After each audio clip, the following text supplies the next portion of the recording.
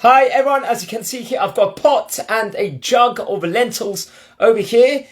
Food which is not necessarily the tastiest, it's not a steak, it's not a shawarma. But what's it got to do with this week's Parsha of Shabbat, Parshat Toldot, which we are going to read this Shabbat coming over here. So we learn that it's actually going to be Esav, symbolizes Edom, red, that is going to be ravenous and wants so desperate to have a pot of lentils, he is prepared to sell his birthright in order to gain this food, to eat this specific food. So friends, what's going on here in this week's Parsha? We learn actually many years, it happens to be that Yitzchak and Rivkah are praying so badly they really want to have children, and their wish is granted, where Hashem is going to give twins, both Yaakov and Esav.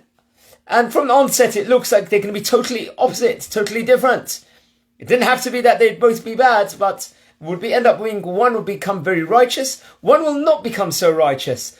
And we see that Yaakov was a person learning Torah the whole time, was always diligent, studying, giving honor. However, at the same time, there was Esav. Esav was like a hunter. He was fierce. He was aggressive. He did honor his father, but he was aggressive at the same time. And he came back, according to the Midrash.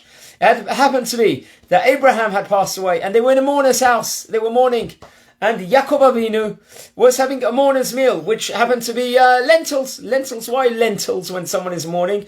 Because it's round. It's made of a round thing, symbolizing how the world goes round, how the world is like a circle also. You're born and then you go through the whole parameters of life and then one passes away. So he was having that as a mourner's meal. And Esav came back from hunting. According to one opinion, he murdered somebody so that he can obtain a coat.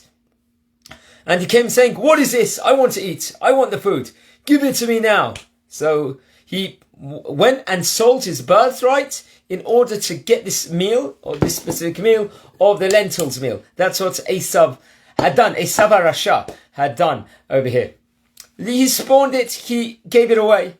And then later on we see at the end of the parasha, when the brachot are given, and how Yaakov actually gets a brachot from his father, from Yitzchak at the time, Esav gives a louder scream, the louder shout, saying, how could you do this to me? Give me a bracha also. He's absolutely furious and vows a vengeance against Yaakov. So did he really want the brachot? Because he sold it away just for a meal of lentils over here, for red lentils.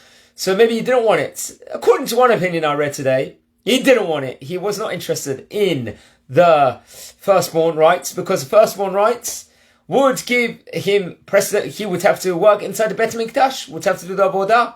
His attitude, however, was, which I read today from a rabbi, was that life, it's going to go. We're in this world and we're going to end up dying, all of us anyway. So what is this firstborn right?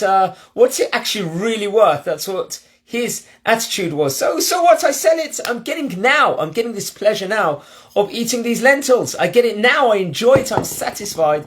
Who cares what's going to happen later? We're here for up to a certain time and then it's over. That's what his attitude was. But no, not at all. That's the worst attitude to have in life, because we've got to remember we are here the whole time, because everything we build in this world is building a platform for the world to come. And everything, all the bad things, God forbid, that we could do inside this world, there'll be consequences for also later on. It's not like the world finishes once we pass away. The world, everything is connected to it. There's so many shiurim online. And that's what his attitude was. I'll take this, I'll eat this now. I'm going to be satisfied. He's got the lust for this. And it's gone. And who cares of the consequences? And he only realized later that it maybe really was worth something huge. That was priceless, this firstborn rights was, which will eventually, the firstborn will get to work inside the Bet HaMikdash, inside the temple. It's a pinnacle. But he spawned that just for this jug of lentils. And that's everyone in life, human beings inside life. We've got the opportunity here where many of us come in the roller coaster of life and will actually say, you know, I'm living for now. It's a dog-eat-dog world. I'm doing this for now. I want to be satisfied. I want this. I want that. Everything olam hazeh it takes. I want to cheat because I want to get this thing. I want to be conniving because I want this thing. But no, there's consequences afterwards. Well, if we do all this business, or for now, all the gashmiot where we're just after everything, grabbing everything, jealous about everything, and there's no purpose, it's just for own self-gratification, there's going to be consequences afterwards. Just like someone would stuff himself with 1 pie of pizza, 2 pies of pizza, he's so hungry, it's delicious and doesn't stop. There'll be consequences afterwards for the health. And that's in this world, where every single moment we're given the choice between the Yetzer Hara and the Yetzer Hatov, the good inclination, and the not so good inclination, the evil inclination. We have got to choose the right thing, to choose the good inside this world. And I remember once, it happened to be, it was about 13, 14 years ago, I was learning in a chavruta with somebody. I told the person, let's learn tonight. It was before I went to yeshiva. Let's learn for an hour. The only thing I think on his mind at the time, there was a football match between 2 English football teams, between Manchester United and Manchester City. So he's weighing up the option. Should he watch a game, have a beer and watch a game? Or should he go and learn Torah at the end? Should he spend a chavruta session where you're acquiring Olam Haba, where you're acquiring to become a better person inside this world? And he chose to learn. He gave up the game. And, that doesn't go away ever, because every single good deed we do in this world, all the mitzvot, that builds a platform also. But at the same time, the good news is that does that. But at the same time, the bad news is that if we do some shtuyot, we want to have a gossip session about somebody else, we want to cheat somebody else, we want to trick somebody else. If we are going to take that path also, then there's going to be consequences also later on, unfortunately. Obviously, teshuvah is always preferable, and one can always do that at any opportunity. However, this is what we see, and that's what Esav very much represented. Now, take, cheat, have everything inside this world.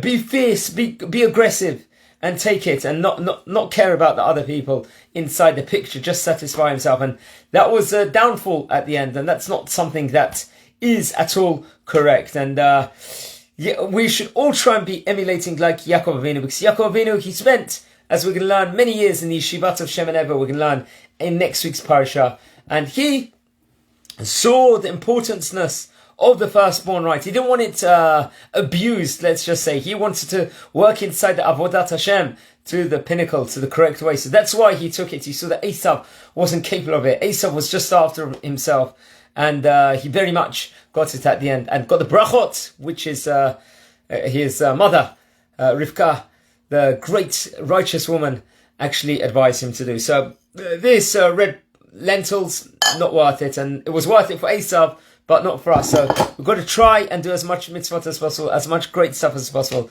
And Bezrat Hashem Yitbarach, we're just going to see a fountain of brachot inside this world. I'd like to dedicate this video to Rina Bat Zelig. And please watch over all the other Parshot videos inside the series.